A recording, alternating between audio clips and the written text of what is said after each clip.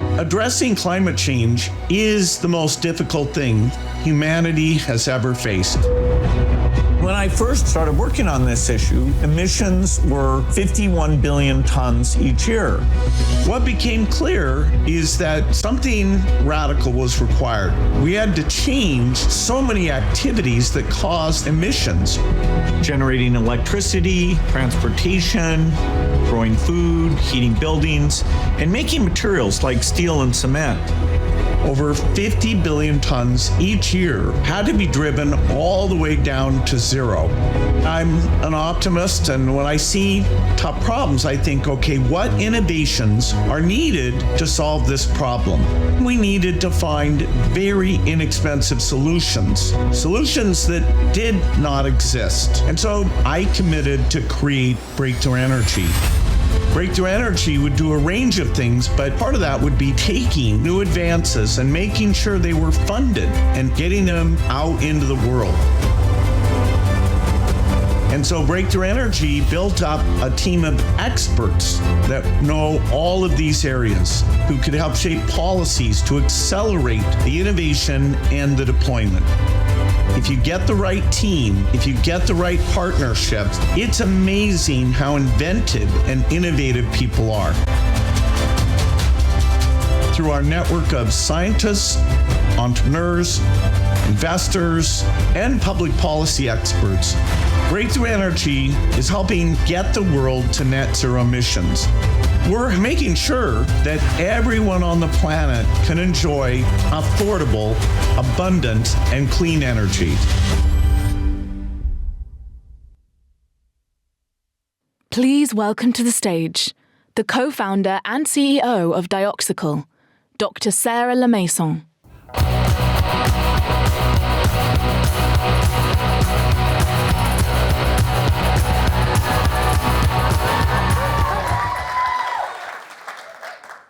Hi everybody, it's a great honor to be here. So we've talked about fusion, heat batteries, green and geologic hydrogen. We've talked about all these amazing technology to decarbonize the world. And now I want to highlight an industry that is sometimes overlooked, which is the chemical industry, and in particular, the ethylene industry, which was mentioned by Eric Thun yesterday as one of the big base chemicals.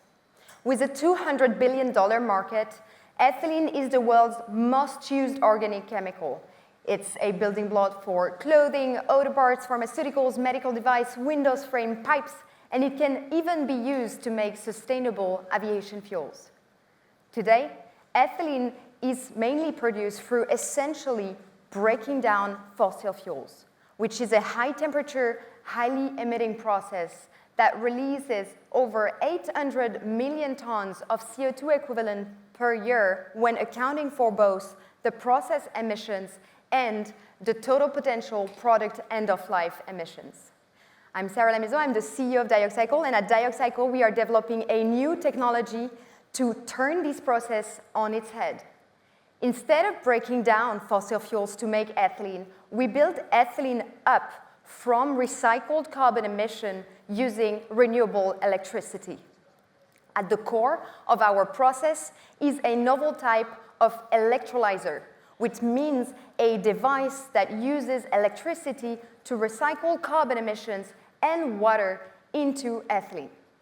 We innovate at the component, the system, and the plant level to reach world-leading performance in terms both of energy efficiency and cost of the hardware to slash down the green premium to unprecedented low level with a line of sight of how to get to zero ultimately. And by displacing fossil fuels with our process to make ethylene, we can abate over 1% of the world's emission and reinvent a $200 billion market. This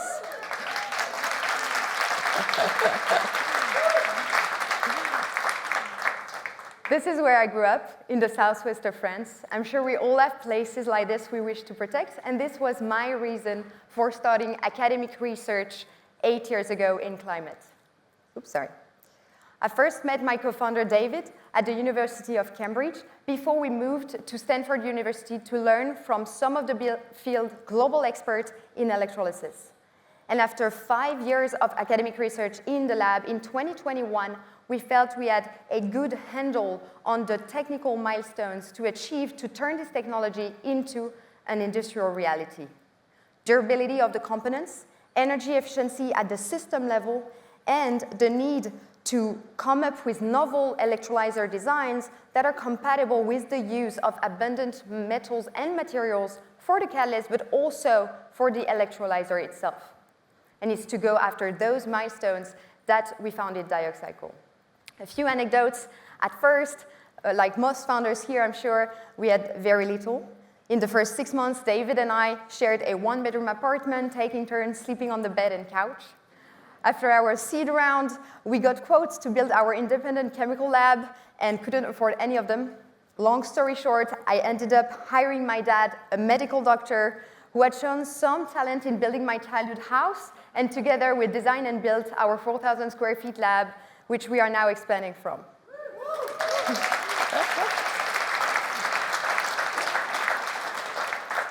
Last but not least, from that same one-bedroom apartment, we had applied to what was at that time a new program, the Breakthrough Energy Fellowship Program. Being selected as part of BEF gave us three pivotal things. First, the financial support to have the time and mental space to truly innovate. Second, unparalleled advice and mentoring. I mean, our first onboarding session was a Q&A with Bill Gates, and the same week we got a masterclass on OKR by John Doerr. I don't think it gets any better in life. And finally, a sounding board with a level of technical depth that I think is quite special about BE and that we kept benefiting from through Breakthrough Energy Ventures, who led our Series A in July 2023. This takes us to today. Over the past 3.5 years, we've grown from an electrolyzer of the size of a postage stamp to one that requires a crane to be lifted. From tens to thousands of hours of continuous stable operation, and we've cut down the cost of our individual cells by over 10x by focusing our design on widely available components. Moving forward, we are now working towards industrial demonstration with decarbonization frontrunners in downstream ethylene sectors, such as polyethylene, PVC, and also consumer brands. I'm sure the road ahead is going to be long and bumpy and will need more funding and continued policy support, but I couldn't be more excited. And today, I just wanted to thank Breakthrough Energy, the full Breakthrough Energy community, for having given us the best head start I could have imagined, and for having got David and I out of our one-bedroom apartment and into the world to pursue our mission to set a new industrial standard for how essential chemicals will be made tomorrow without fossil fuels. Thank you.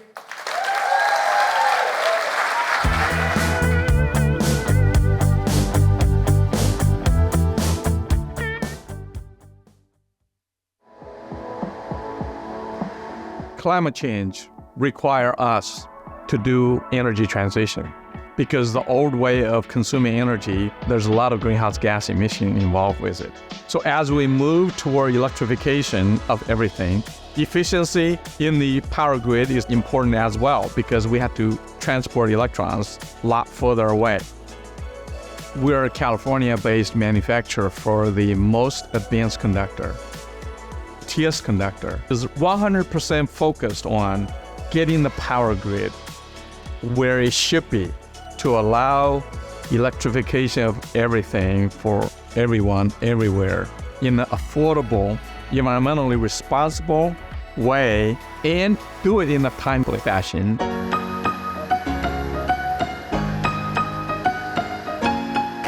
We have to have a power grid that is adequate enough to support and accommodate the movement of electrons, especially from the generation side to the consumption side. That could be many more hundreds of miles away than in the past.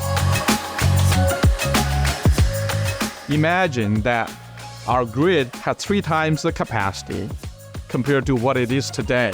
With TS, you have that potential. You will be instantly allowing the renewables to be connected to the power grid. You would also be able to take advantage of these renewable electrons that are generated by wind turbine during the middle of the night, and we can reduce line loss as much as 50%. All of that makes the solution not only essential, but attractive as well in terms of cost, in terms of being embraced by the industry, including the line crew out there as well.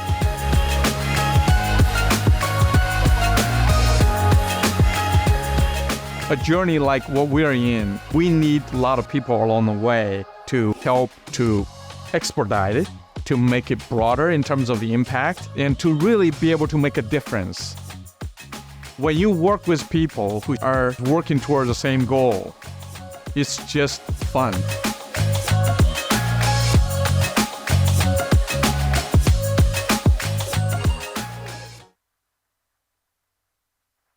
Please welcome to the stage Managing Partner of Breakthrough Energy Ventures, Carmichael Roberts, and the Chief Investment Officer of the Harvard Management Company, Rick Slocum.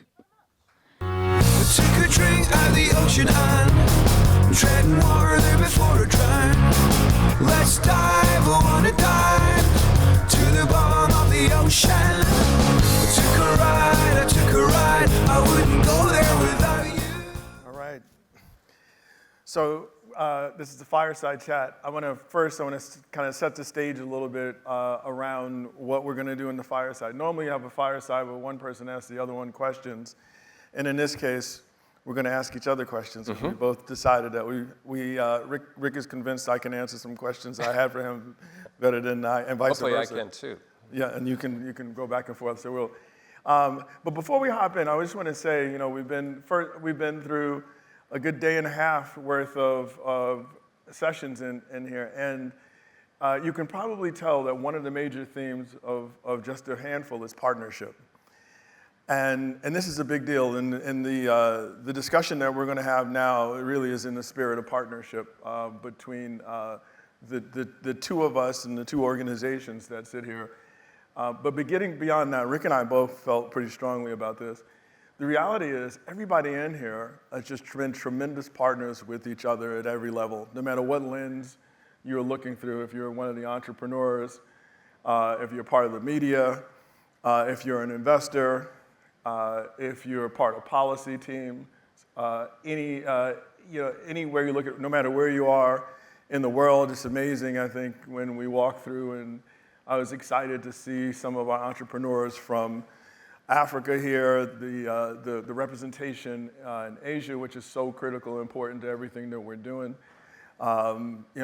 Just thinking about it, talking to some friends from Brazil, and I can keep going on and on. We're a global-based platform, but most importantly, I also wanted to just thank, on behalf of all of Breakthrough, thank our local European hosts, for those of Europe in particular, for the UK, for being so phenomenal and having us have this event here. And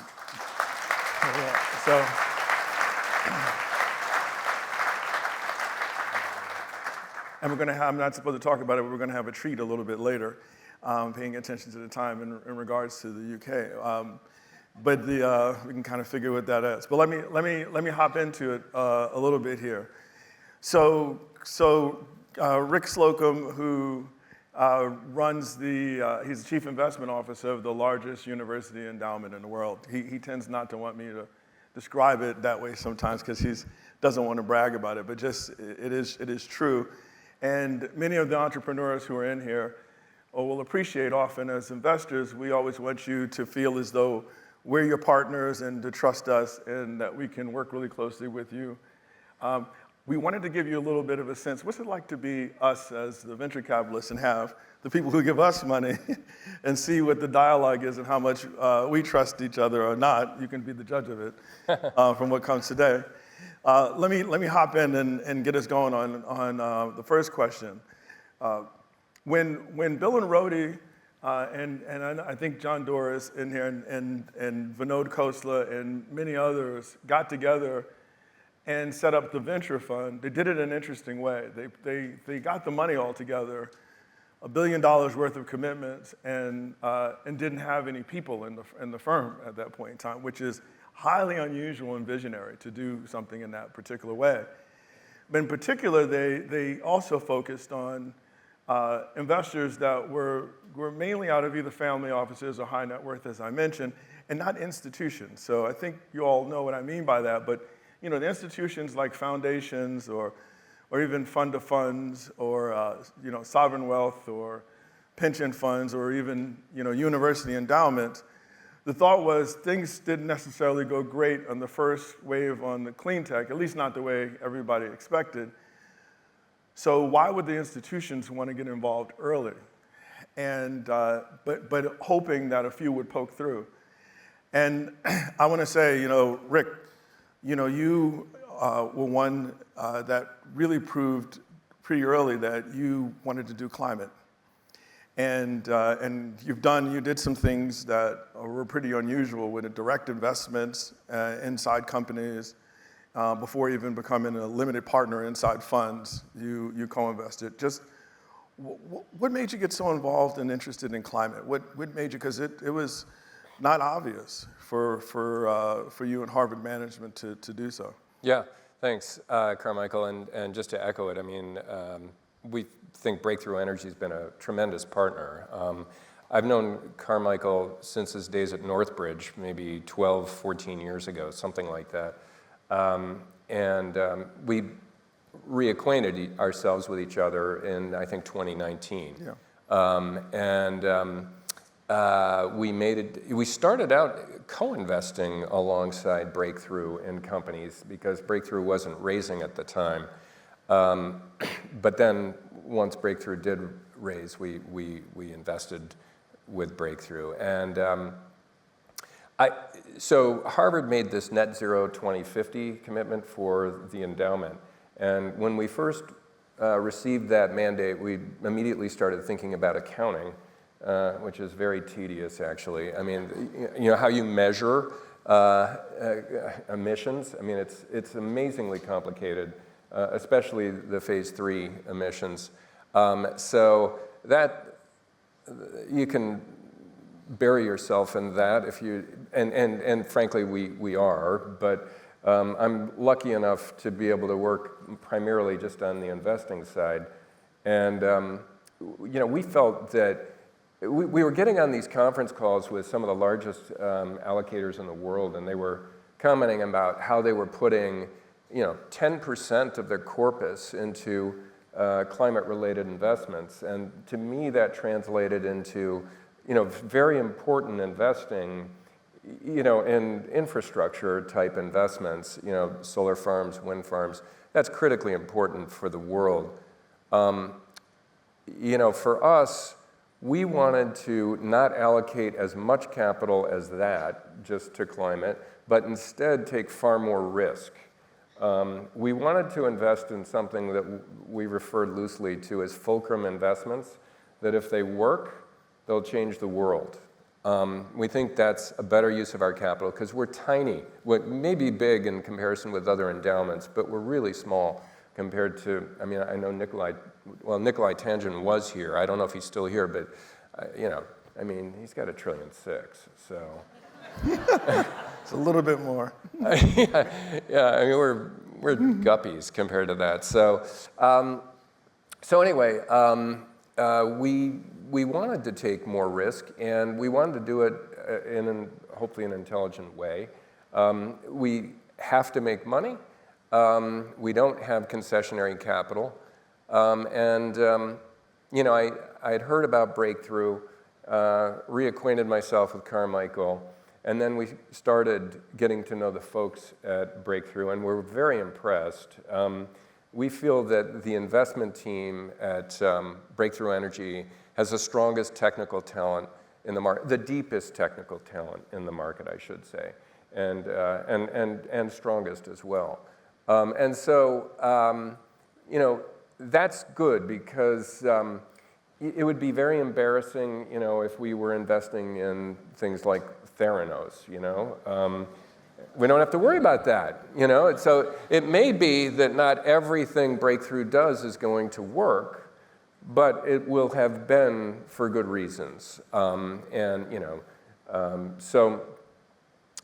anyway, but the partnership has always been terrific. We like to, it's odd because Carmichael's made a point of mentioning this to me. And I think that HMC, it's almost, I think, well, we try to be straightforward with people. We try to give them a quick no if we're going to not do something. We try to be reasonably quick about yeses. We try to connect GPs with relevant companies and relevant investors.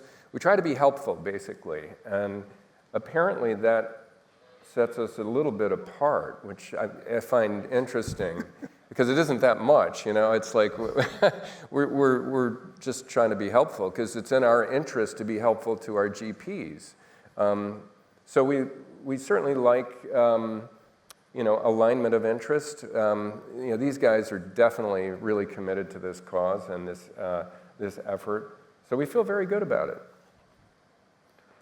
Appreciate it. Are you? I'm just thinking right now that I'm glad that we passed the bar of never embarrassing you with something like that. No, that's actually important in the trust factor of things. So Rick, even going a little bit deeper, when you think about, what advice would you give to other investors who are in any category a little bit on the fence around climate investing? Because a lot of times that comes across as philanthropic or not going to have great returns or has certain sort of risk. How would you think about it? Yeah, no, absolutely. So I've heard this from folks, and people point to what's known as Clean Tech 1.0, which occurred back in sort of the 2006-07 period, which was right before the financial crisis, which didn't help, obviously. But I think it's important to think about context when you're investing. And a lot has changed since that period. Technology has improved dramatically, and we believe that technology influences everything, including investing. As an aside, our hedge fund portfolio is different than it was 20 years ago, and technology has been a big part of why it's changed. So technology is changing everything. We think of it as being logarithmic and that more technology begets more technology. And so everything's just happening faster and faster now. Things that couldn't be done in sort of the hard tech world 15, 20 years ago now can be done. Another very important point is, where is society, where is humanity on this issue now as compared to 2006? We've had a lot of horrible weather events, just a lot of horrible weather events. So I have found, taking sort of the Uber driver sort of test, if you get in an Uber and ask the driver, what do you think of, climate change? And 10, 15 years ago, it was hogwash, a lot of people didn't believe it. But there have been so many weather events at this point that I think the average person will say, yeah, there's something to it. It's a real problem. And then I'll talk to others who are just nervous, very nervous about our future collectively. So I think society's come a long way, which really provides tailwinds. Clearly, government authorities have created tailwinds as well. We have a big election in November that could set things back a bit, but we're being told it's not going to be as bad as you may think, even if the administration changes. There will be change. It won't be great if that happens, but it's not going to be terrible because the policymakers that put, our IRA together, which most of you probably know what that is, hopefully. Setting up jobs in red states is a great way to get bipartisan support. So I think it sets up really nicely. Oh, and one last thing. I'll mention one thing because Michael Milken is viewed as a brilliant investor down through the years, and many years ago he said a great investor is a social scientist. So what's the worst problem facing humanity today? I would argue it's climate change. Now, there may be a couple of other ones that could be part of the debate, but I could even argue those other issues are a function of climate change. So this is the biggest problem facing humanity. It's got to be solved, and I really think innovation is the way to get us out of this mess. Great.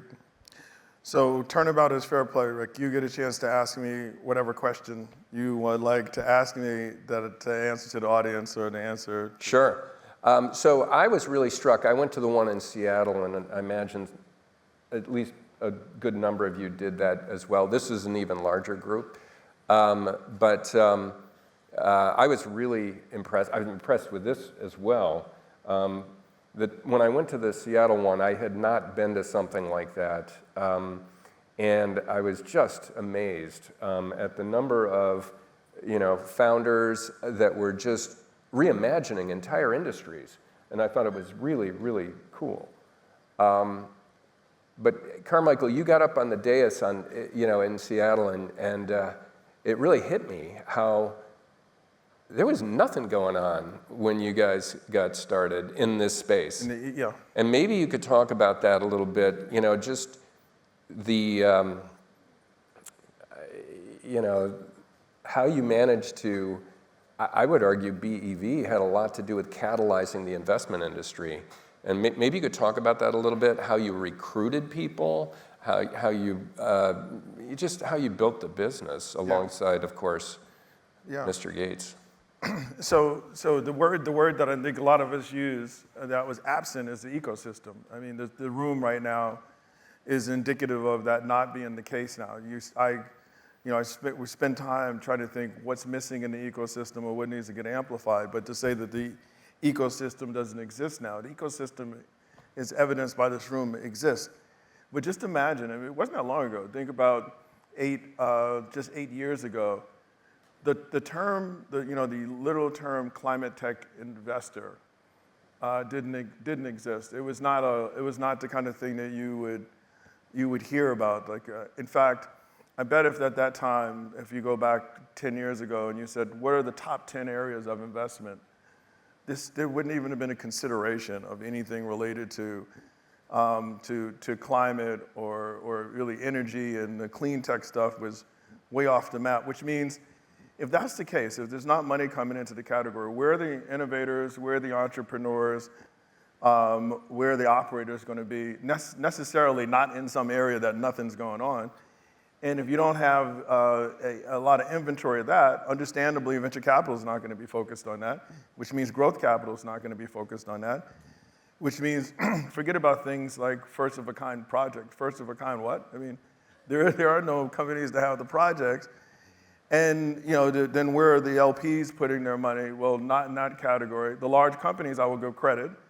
I think we're still trying to figure some things out. And there were some entrepreneurs and operators. We have some companies represented here today that have been, extend back to them. But literally just imagine being in a situation where you have a fund in place, but you don't really have an ecosystem. And so, practical things like who's your competition isn't even an issue.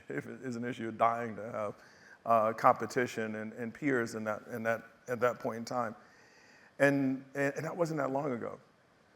And so we knew at that point in time, if we sat down, whether it was Dave Danielson or Christian Garcia, or I'm trying to think about their first hand, Eric Toon and Rodi and I and Bill, we all knew, we need to help stimulate the ecosystem, which really, back to the theme that I mentioned, which means we better collaborate, we better partner, and be able to bring people in and convince them to invest in the area. And one of the things that we recognize, and I give credit to go back to Bill's thought process. By the time Eric Toon and I showed up as the investment committee, what was really clear is the mission and the vision. The mission is we're really on a crash course with climate.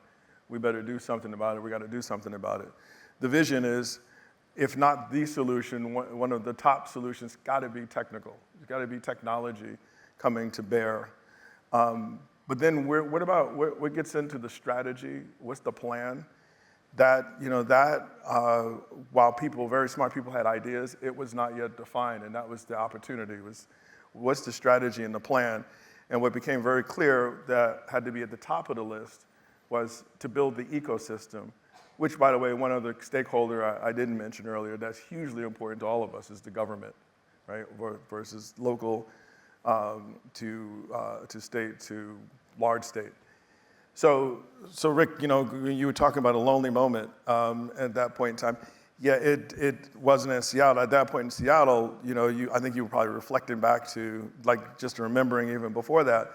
But Seattle was indicative of the beginnings of what we can see now. And that was and we still have a ways to go. I was, by the way, also represented here today quite a bit are some of the large commercial banks, both national ones and global ones, which is phenomenal, fantastic. I could imagine some other stakeholders that we need to have in the room. That wasn't that long ago. And our strategy was to think about where could we de-risk what was in the way of the community forming. And if it meant financial institutions couldn't do technical diligence, then what we could do is provide that technical diligence and underwriting in order to make it easier for them to get involved. If it meant companies didn't exist and we had some entrepreneurs who were on the fence, we hopped in there and tried to help them build the companies. In some cases, some of our team members left and became part of management or to run some of those companies. Whatever it took, we felt like let's try and create. By the way, one other thing that we did is, which we do less of today, in fairness, is if we had a great deal and we can own X% of it, the number of meetings that my team members would sit down with me and say, let's do X. And I say, convince me. And in the very best cases, I said, okay, great. Then we can do half X.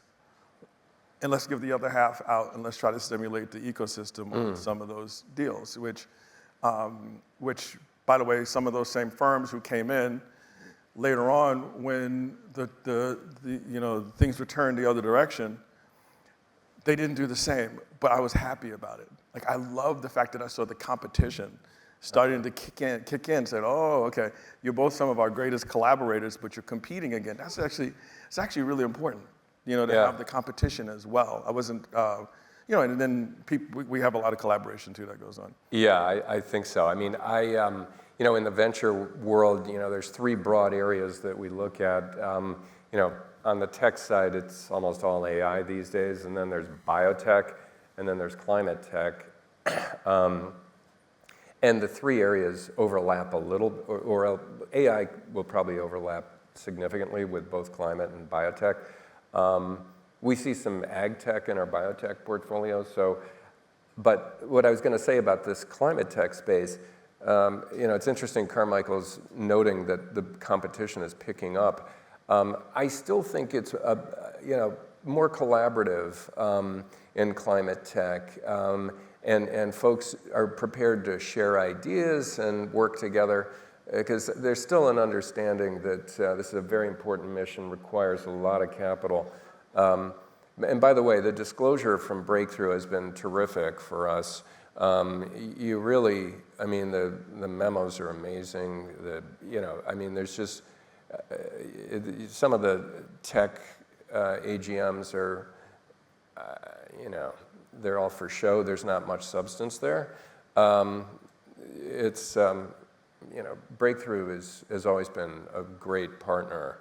I would be remiss not to name, I apologize if I leave a firm or two out, but we've had some great collaborators as well in this space. Like on the collaboration side, the story on Form Energy, Matteo talks about it, but it's a tremendous one where I got to give credit to both the engine and Prelude, because I remember sitting down and having conversations with Gabriel, Dave Danielson and I, and also with Katie, who each in different ways had different parts and pieces. And as we began to try to help put that together, that could have never happened with those two firms. And we went on with both of those two firms to do, I think between the two additive, probably a dozen or more companies that we collaborate tremendously like that. And I can tell that story about loads of our co-investors. So I don't want to in any way say that Breakthrough is the only collaborative spirit.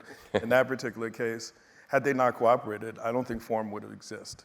And I got at least like 20 to 30 stories that are like that. So the industry is incredibly collaborative. Yeah, and that's important. So Rick, by the way, I'm going to tell everybody something that is a little bit unusual that I got marching orders on. The other thing that is, because we have an important guest that's coming on stage later, I'm watching our time really carefully, and it goes up and down. So you want to know how nimble I am with stuff? I'm gating this and trying to think about the questions, if you knew from my end. And I watched our time go down quite a bit really quickly, which is a good sign. So, which is a good sign. So if it seems a little choppy and abrupt, you now are completely in the inside of the tent of what I'm doing right now. So yeah, I always wondered what it was like to be in that kind of situation on stage. And I think I'm pretty good. I'm unflappable right now. You're unflappable. Like yeah, you're always unflappable. So.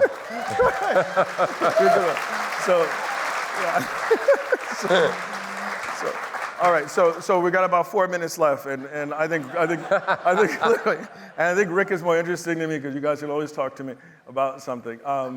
Rick, let me, as an aside, Harvard management, almost really, because a lot of these universities, specifically like Harvard, almost never with their name and presence and so forth. That's true. It's very unusual for us to. It's incredibly unusual because it's an important mission. And so we really appreciate that. Partnership's great. So maybe one more question, Rick, for you. Without picking any favorites, and you and I talked about not picking favorites in this regard, what are some of the things that have been most exciting and interesting to you in terms of deals that you've done, companies that you've helped? We can go back and forth on these, or things that you've seen us do. What has really caught your attention? Yeah, I just, it's amazing. There'll be companies that are just scaling very rapidly in interesting areas, whether it's sort of an ag tech, for example. The voluntary carbon credit market is amazing. I mean, the fact that you can get long-term, contracts to deliver, carbon offsets and really build a business. And there are people in this audience, you know who you are, that are having a lot of success with that, which is fantastic. I still remember, I think it was in 2018, reading an article that Stripe and Shopify, the Collison brothers and Toby Liedtke were starting this voluntary carbon market. I mean, I don't know, maybe they didn't start it, but they were the two first investors, I think, the two to actually address the climate issue through offsets. I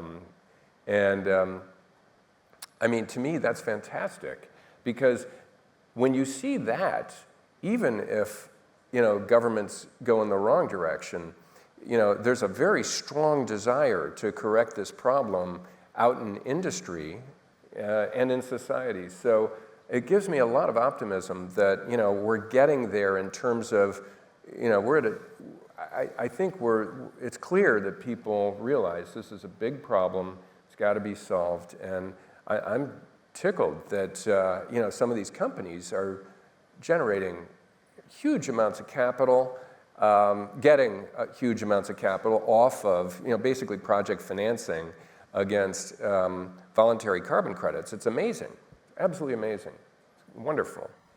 So in the last minute, I'm gonna just tell everybody a couple of things that'll surprise you, because we didn't talk about this. But I'm going to talk about a couple of things really quickly inside under the tent. When we set out to do to look at doing a particular fund with Harvard coming in to help anchor the fund, we went to Rodi and I went to Rick and Jamie, who I think is also in the audience here. Jamie's out there somewhere. So. He's somewhere out there, and we basically said, hey, look, we don't want to get questioned on what market terms are on this fund. What should we do? And they said, okay, we'll come back and we'll hand you their version of a term sheet. And we literally took that exact term sheet without any changes in it, and we raised a fund around it. And that's, and that's the level of sort of trust in both directions that we've had. And so I just want to wrap up, so think about it as an entrepreneur, having a VC just give you something, tell them, give me your terms and I'll take it ahead of time. And it turned out to be like perfect because our lawyers took a look, and if it was crazy, we would have heard. It was perfect. But that's sort of in terms of the partnership that we've had. Rick has told me not to do something, but I'm going to do it anyway. He said, whatever you do, Carmichael, don't talk about how you and I are extremely good friends, because it can throw people off to think that I'm not, even though I'm tough, they'll think I'm not objective. I'm sorry, my friend. He totally screwed that up. Yeah, he's a partner. He liked the partner thing, but I'm sorry. You hear the word LP, and we throw it around so much, and it's termed limited partner, and I get it why legally you should say that, but I should say about Rick and so many of our other investors, our partnership is anything but limited, my friend. You've been a great friend, and I appreciate everything you've done. Thank you. Took a drink at the ocean and treading water there before a drown. Let's dive, I wanna dive. How does climate change actually impact people directly? It's right squarely associated with that most critical thing for our lives, good drinking water.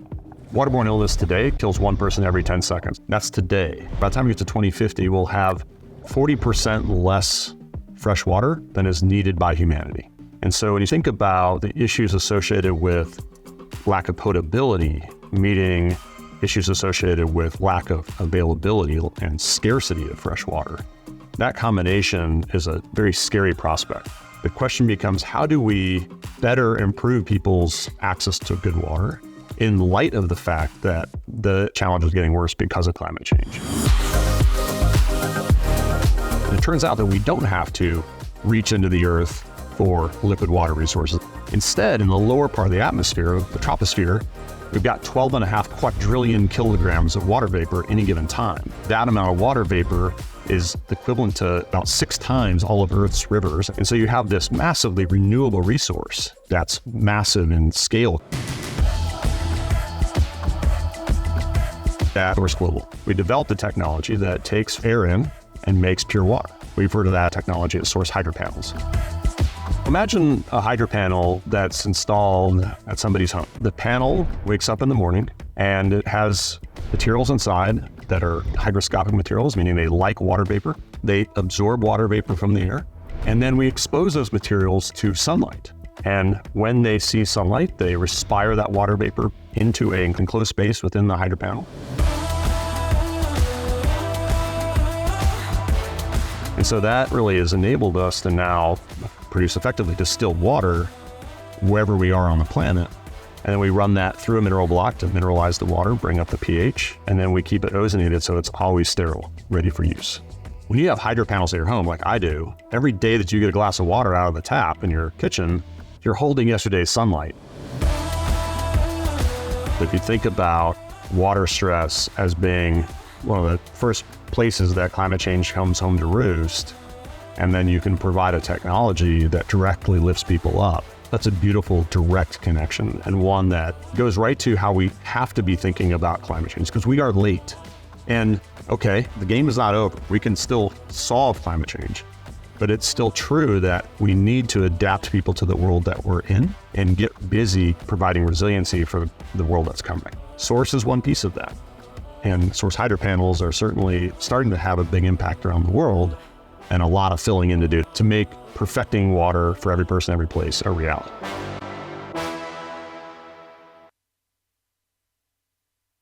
Please welcome to the stage the founder and CEO of 4401, Talal Hasan.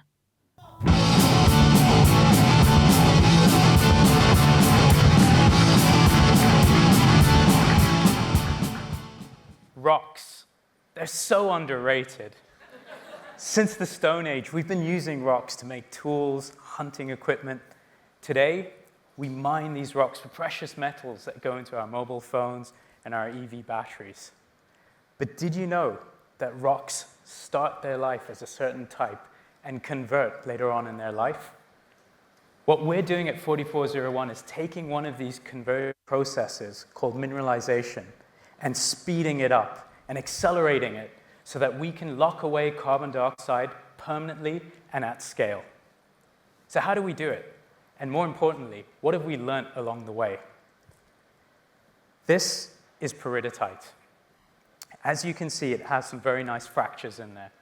Typically, it's found 40 kilometers underground, but it's been pushed up to certain parts of the world. When this rock comes in contact with atmospheric CO2 and water, it mineralizes within these fractures. It gets converted into more rock. This process is called mineralization. The challenge, this process takes decades to occur. So, at 4401, we use technology to speed up this natural process so that rather than taking decades in nature, it's just taking a few months. We do this by taking a captured CO2. This could be from direct air capture. It could be from hard-to-abate industries. We then dissolve that CO2 into water. This, again, could be seawater, or it could be non-potable water.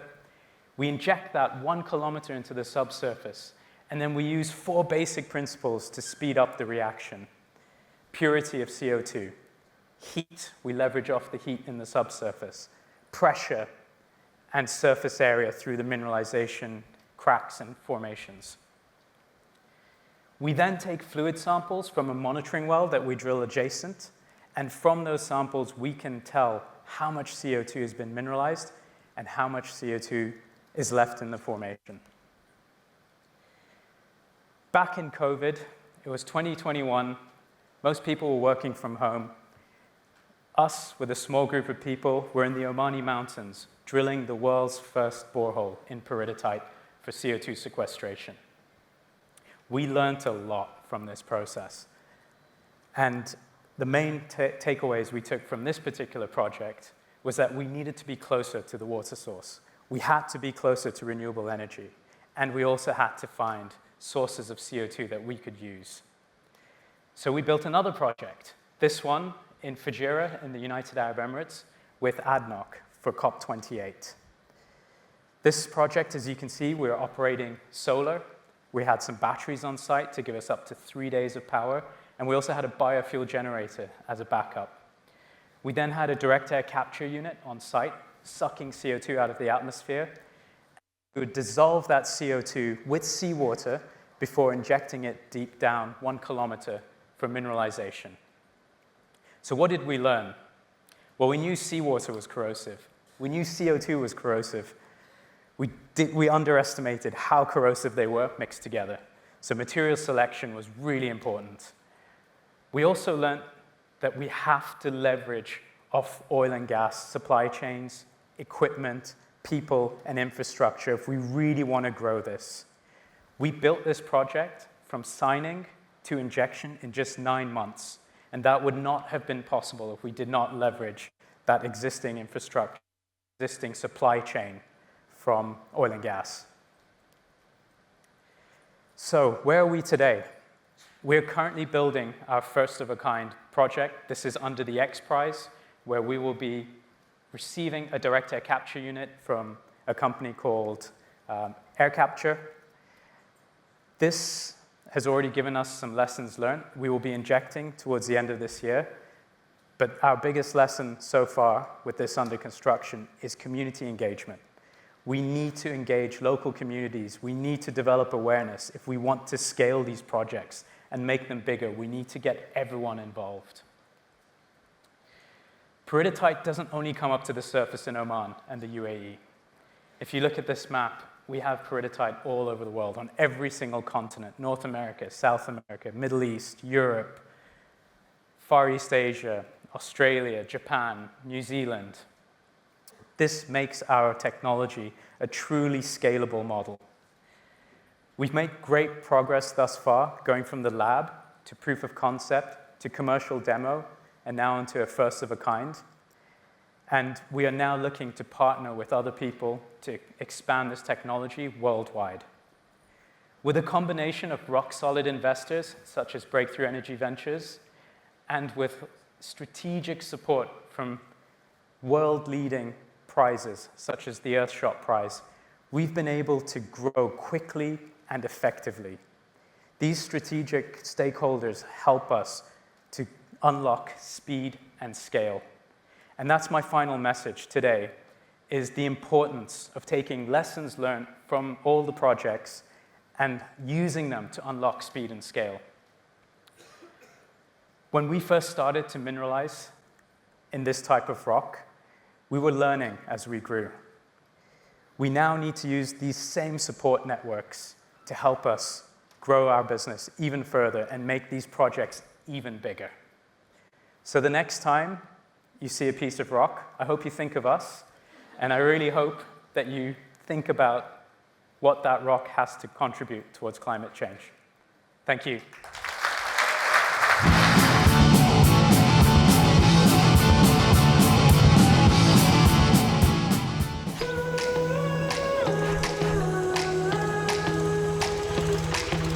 I grew up in New Delhi, and the city is known to have one of the worst air qualities in the world. You can see around haze right now, right? This is due to the open burning of agricultural waste here. And even now, my family and loved ones, we keep getting sick. Worldwide, close to $120 billion worth of agriculture and forest waste is just burnt in the open, which not only is a great missed economic opportunity for rural communities to earn extra income, but also it creates air pollution and contributes to carbon emissions and global warming. From the farmer's perspective, it's not like I necessarily want to burn the residues. So after harvest, I only have 2 weeks' time to clear the field for the next planting. Oftentimes, my only recourse is to set it on fire. फूंकने से भी दिक्कत होती है, जलाने से खेत की फसल भी खराब हो जाती है, सही से उगती नहीं है, जगह खराब हो जाती है वहाँ की।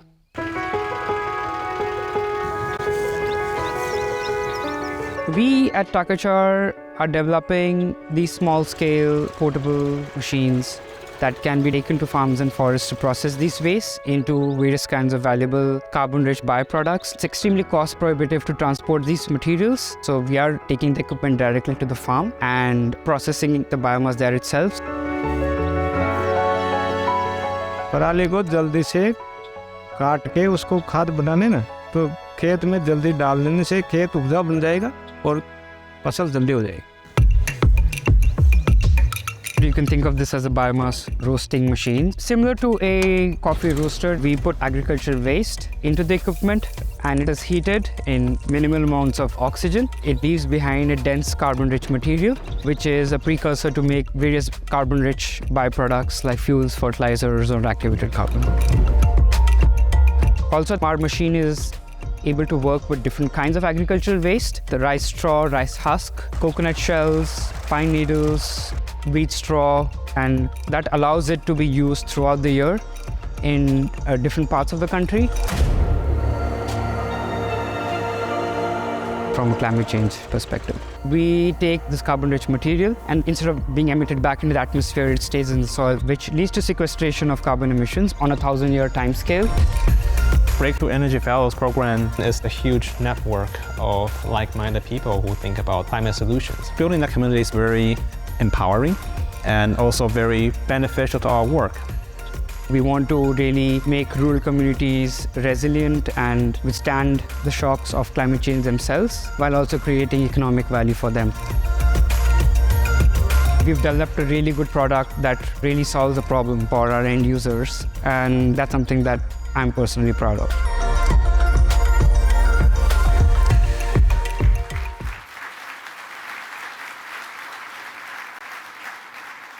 Please welcome to the stage, founder and president of the Earthshot Prize, His Royal Highness Prince William.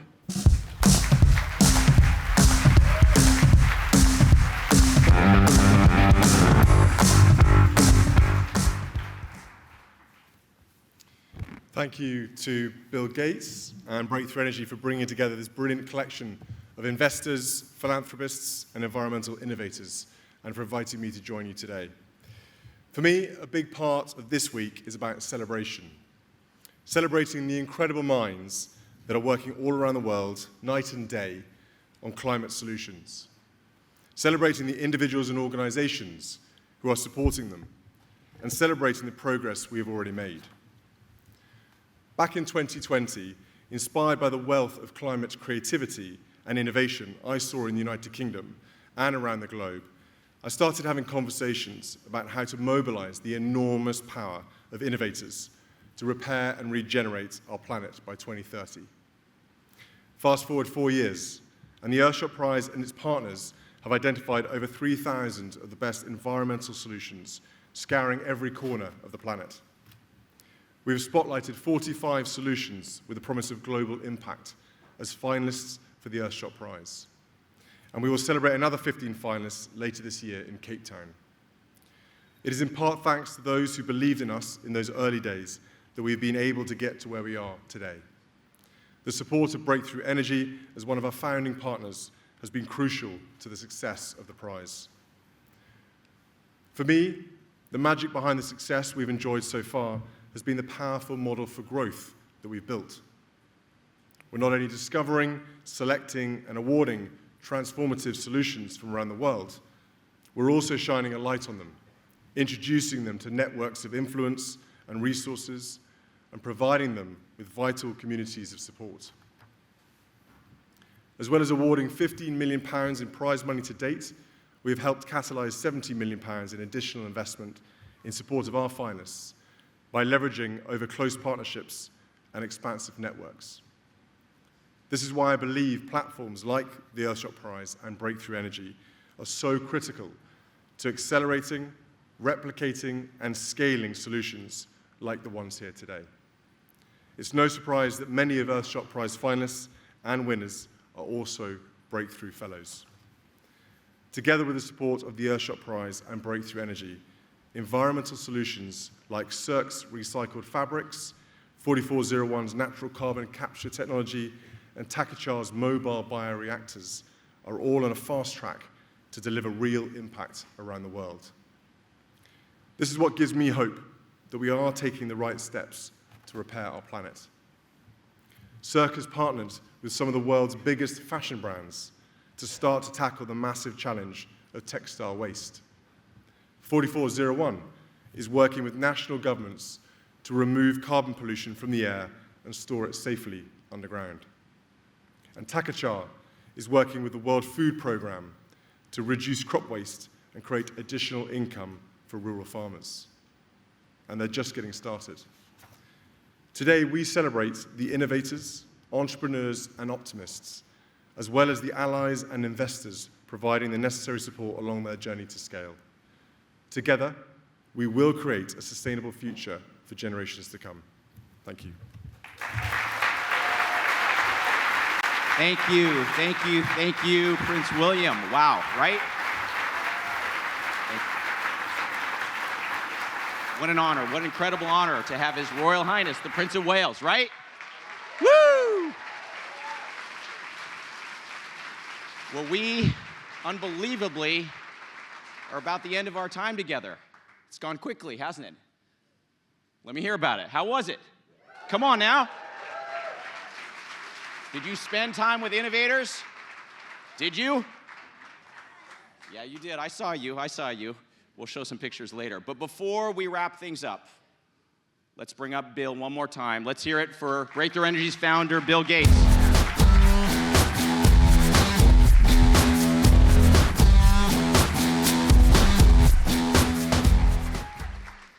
Well, I have to say, these 2 days have been a blast. I always like to learn a little bit of new biology, chemistry, geology, physics, and it's all out there. You know, any science you want to learn more about, there's a brilliant entrepreneur tapping into that science to help us solve climate change. But most importantly is what I heard from the companies. You know, the way they were able to learn from each other, the way they were able to meet current and new potential investors, and to talk to both policy people and large companies about how they go to the next stage. You know, how they scale up, how they get their price down, how they get to that magic thing we call the zero green premium. So This far exceeded my expectations, and I want to thank everybody who came and contributed to a wonderful milestone in the fight against climate change. Thank you. Thank you, Bill. Thank you, Bill. Hold on one second. Before we go, before I let you go, just thank you, thank you, thank you. I did say it. I did see you in action. I want you to see yourselves in action. Let's roll those pictures. Let's see you. I want you to see you in action. There we go. All right, you're in action. It's fantastic, fantastic. And we heard so much about how many people. Yep, all right, we saw something good. In front of innovators, all the things you're doing to help them discover, deploy, develop, and deploy all the things we need to bring about a clean industrial revolution. So let's keep at it. I know there's lots to do. I'm so excited about the conversations that got started here. I know they will continue. We will be following up to keep the momentum going, to keep making our movement even bigger. Way to go, you guys. Let's get to it. Thank you. Till next time, thank you, thank you, thank you. Thank you to our incredible partners. Thank you to the Breakthrough Energy Network. We appreciate you. Thank you, thank you.